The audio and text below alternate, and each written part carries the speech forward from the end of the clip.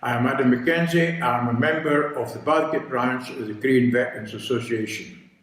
I served in Korea from 1950 to 1951. I was stationed in Hong Kong when we were first told we were going to Korea. Nobody knew where Korea was.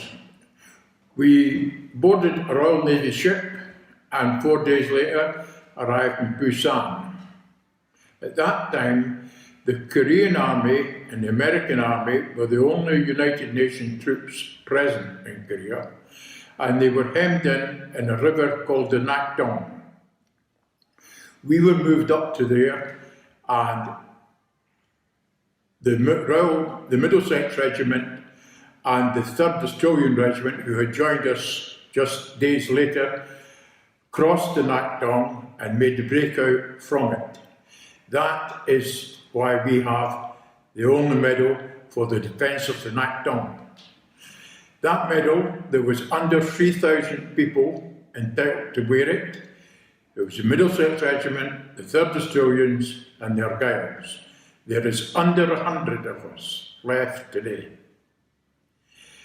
After the breakout in Nakdong, we progressed up through South Korea until we were approximately 30 miles inside North Korea, when the powers that be stopped us and ordered us to return to the 38th parallel.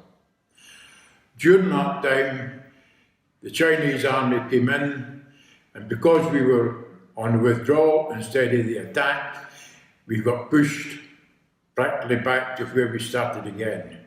However, we started to regain country again until we handed over to the King's Own Scottish Border in June 1951.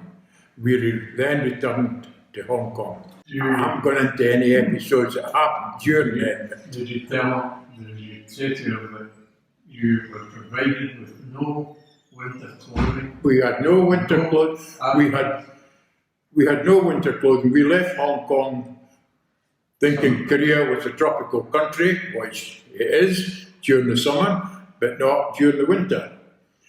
We had no ordnance supply whatsoever. We were fed by the Americans for clothing, bedding, etc. We begged, borrowed, or stole off the Americans and the 3rd Australians. And we managed to live that way for a year. The Americans fed us. The only thing we had supplied from the British government was ammunition, nothing else. And we managed to survive for a year, and we were one of the only regiments that never lost a man with frostbite. Although we had American tanks crossing the river, which was frozen solid, our vehicles sometimes were frozen in the morning when you tried to move them, etc. But we survived. No, basically, there's various episodes we could talk about, like Sarawak is one. We arrived at a town called Sarawak at approximately 3 o'clock in the afternoon. We asked for American tank support to take the town. The American says, no, it's too late. Our tanks will get caught in the town, the darkness, and we'll lose them. So we went into Sarawak without the tanks and took the town. The 3rd Australian Battalion then passed through us and took up a defensive position in front of Sarawak. We returned to the other side here and met the North Koreans and the Chinese coming in on the back road now. Because we were facing the wrong direction and we never wore steel helmets or anything, we wore a scarf tied up on our heads. They mistook us for Russians. And we bypassed them, came round the back, contacted the 3rd Australian Regiment, who turned to face the opposite direction. We came in behind and we took over 3,000 prisoners without firing around the ammunition. That is the big problem for us was on the 23rd of September 1950, On the 22nd, we took over a hill called 282 from the Americans, who had been sitting on the hill for approximately a week and couldn't move off it. We took it over on the 22nd, and on the 23rd, we put an attack in. Because the maps, etc., were so out of date and inaccurate, we didn't realise the next feature overlooked it. We took Hill 282, realised we were in a position where the enemy could look down on us and fire down on us, so we called for air support. Now, our air support was supplied by the Americans. You were supposed to put things out as air recognition panels. They were red, yellow, and blue. And you put them out each day in a different design on the reverse of the hill. We did this, but the Americans, because they'd been dropping everything for 7 days on the one feature, came straight in and dropped the same load. The only problem was we were underneath it. We lost a company that morning. Major Muir, who was our second command, won Victoria Cross. It's a day we'll never forget. So, Why is there a Korean War memorial in Bathgate? why is the memorial in Bathgate? Well, I'm going back 20-something odd years. And we decided we would do something. And at that time, I was the area rep. I covered the 3 branches that was in Scotland, the Northern branch in Inverness, the Perth branch and the Bathgate branch. And I went to Birmingham for an executive meeting, and you had to put your propositions in 21 days before you attended.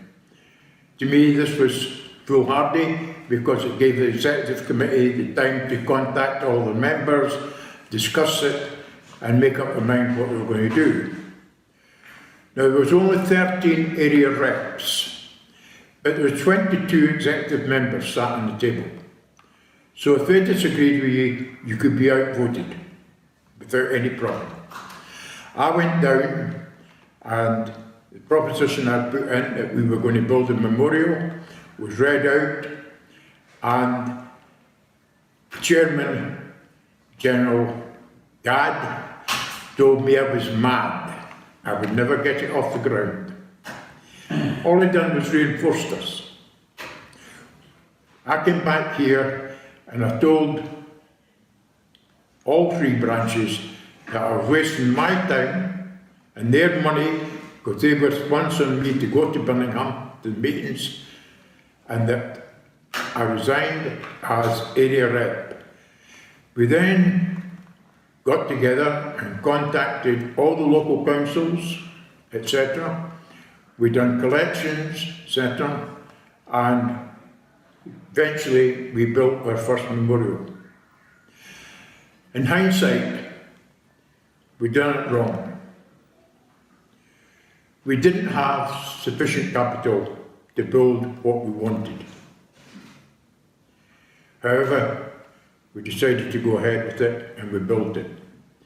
And after we built it, we realised it wasn't really what we wanted. So we carried on and we collected more money and funds.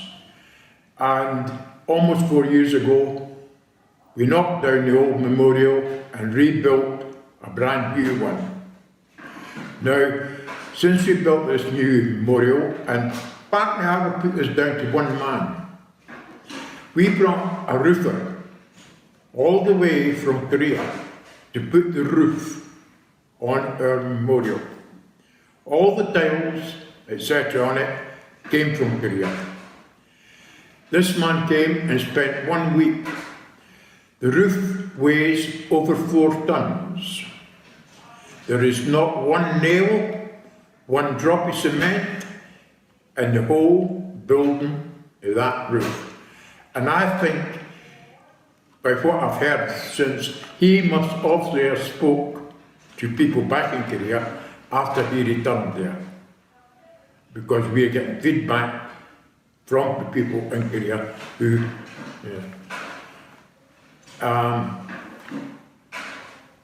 but basically, That's amazing. You remember his name? who, The Korean woman. no. What we done, we brought him here, and we found a family in Edinburgh who run a Boarding. Korean restaurant, and they live in Edinburgh. And what we done for the week, we picked them up in the morning, brought them out to the site, picked them up at night, and took them back again. And it just so happens that one of our members was married to a Korean, and she used to come out and do her interpreter to pass on information to him. But because you possibly don't know this, but we've got the Korean Presbyterian Church coming here on the 28th of June. Now, he was obviously a church member, because that's the first thing he asked when we picked him up from the airport. Where could he find a Korean church? As it was Sunday, and he normally went to church on a Sunday. So we think he has passed the information on after he's done to them. Explain what you're holding in your hand. I'm holding this. Show it to It us. has two names. It has two names. It's known as the Sigmund Rhee Medal or the Nak Dong Medal. It was issued to the troops who done the defence of the Nak Dong in June 1950, when the whole lot was really pushed in and the country was actually in the point of being overrun. We cannot wear this because we didn't have a British medal to counterbalance it when it was issued to us. The only way we can wear it is on the right hand side here, which very few do. We keep it like this and we still have it. Now, the Middlesex Regiment, the 3rd Australian Regiment and the Argylls was the only troops ever to be issued with it, and the only troops entitled to wear it. That was under a total of 3,000. There is less than 100 of us actually left now. How many died out of the 3,000? How many died out of the 3,000? What were the casualties of Scottish I veterans? have no idea. I have no idea the total. I know what the total was for the British people for the complete time, but for during that 3,000, not. Let's be quite honest. A very good friend of mine was in front of me the night before. So what we done to break out of the Nak Dong? We had an officer who was a very good swimmer, and he swam in Nak Dong at night time and took ropes across it. And we built a bridge which was approximately 18 inches to 2 feet wide. And we walked across that one night, carrying everything we required with us. The man in front of me got hit by an SP gun shell, or a shrapnel from a shell, and fell on the bridge in front of me. Now I had two options.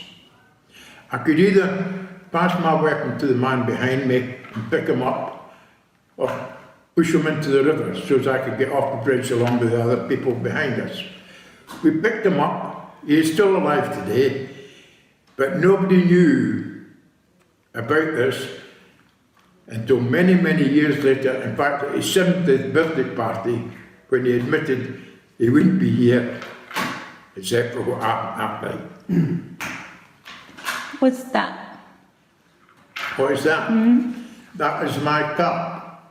That is the cap of the Argyll Southern Highlanders. It is the largest badge in the British Army and the only badge with Victoria Cross on it. which was way back long, long before even our time.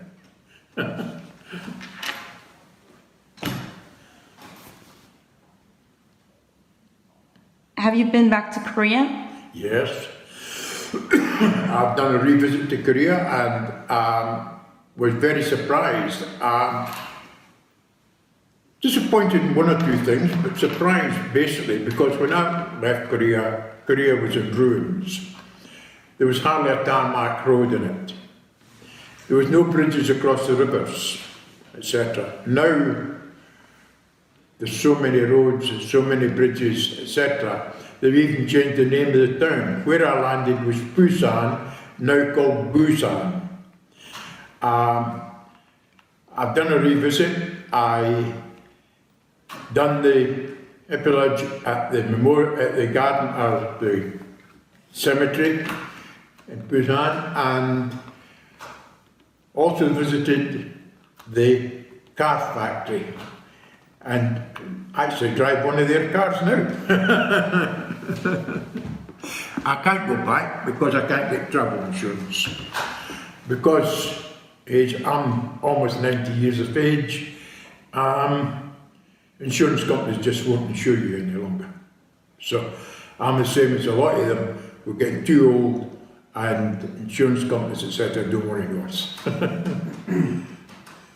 Well, what do you think about the armistice between the two Koreas? The war never ended. The war will never end in Korea. I've seen an article quite recently, in fact, and I can't remember who wrote it, etc. And they reckon they will see North and South Korea united and it becoming one country again. I do not believe this will ever happen. There is too big a gulf between the cultures in North Korea and South Korea. But South Korea has problems. You have 15 million people who live in Seoul. They live in 15, 18-story buildings. There is no wildlife around the country. Birds, etc. You don't see them. Where are they going to put the population if it keeps increasing? They can't keep going up. They can't go out. So where are they going to go?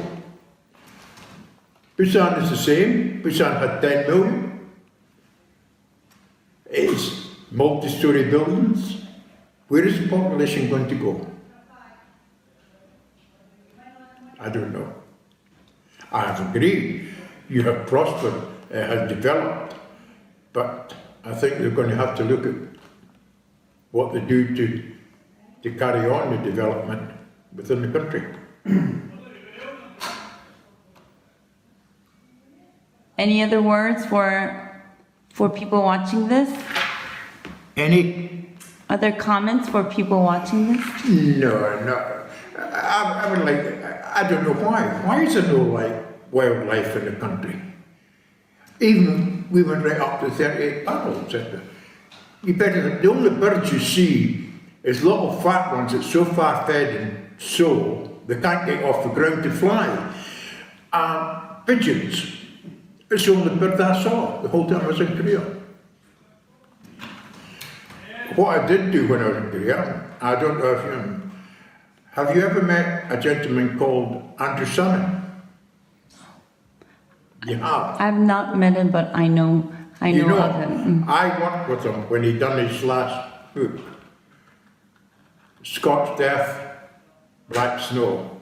I worked with Andrew when he was over in this country and researching that book and dug out various people for him to interview, etc., etc., etc. I met up with both him and his good lady when I done a visit back to Korea. He stopped being author because I don't know what you're going to do with all this.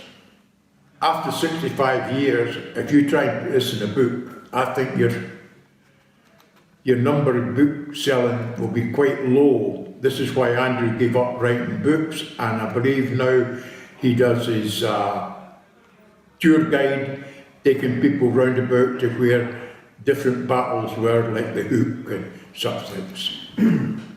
It's still writes a column for one of the newspapers. Okay. Want it. And then we said, well, we're now ready to go, but we don't have a driver for the train. So we had to use one of our own members to actually drive the train to take us up to where the Nacton was, where we could get on. They didn't even have a train driver. Quite honestly, the country was in the... we got told that within 24 hours we had left Hong Kong on board the Royal Navy ship. 4 days later we were in Korea, so we had a 5-day period in which we got in there. And as you also know, there were 21 countries took part, but we were the first United Nations troops ever to go into Korea, because the Americans weren't classified as United, because they had been there beforehand. You switched off? Supplied us with a platoon 4-inch mortars. Now when they came to us, they were under the influence and under the American way of working, and we changed them. And after they'd been with us for approximately 3 months, they didn't want to go back. They realised that our system was far better than their system, and they didn't want to go back to their own unit after about 3 months with us. So, I think that's Alan. Could you check? Did you go when it was I unveiled? was there, yes, I was there. I was very friendly with the PA to the ambassador. She's gone back, she's now back working in Korea. But Jen and I were very friendly, and I went down and she was there when I arrived that morning. So explain about the memorial there. No, I don't think it, quite honestly, the memorial is not, there's no names on it. All right, it's a bronze statue, but the equipment is American, and it's something that we never used. So the one in Bathgate, the Korean War Memorial, has names? The one in Bathgate Korean War Memorial has names? Yes, 1,089 names on it. Every name of every man. In fact, when we built our first memorial, when we built our first memorial, we were getting people coming visiting us and saying, I've just been at your memorial, so-and-so is wrong, so-and-so is wrong, so-and-so is wrong. So there was 4 of us got together and we decided we would contact every regiment, every Royal Navy ship, every RAF station that had people in Korea, and ask them to give us an up-to-date record from their one, rather than use the one which we got from the Ministry of Defence, which we used the first time. We found a Lieutenant Colonel, in actual fact, was a Lance Corporal, various other things, etc. And as far as I'm concerned, that is the most up-to-date and accurate record if people go. We've even got 4 news reporters who was killed. There's one thing on it we do know. He was a boy sailor who was killed, but because he was a boy, they cannot record him as a boy within British rules and regulations. So they made him a naval seaman. He was on HMS Jamaica, and he was a boy sailor, and he was one of the very first skilled. I'll point him out to you. But he's on the roll. He's an able-bodied seaman. But we know that is wrong.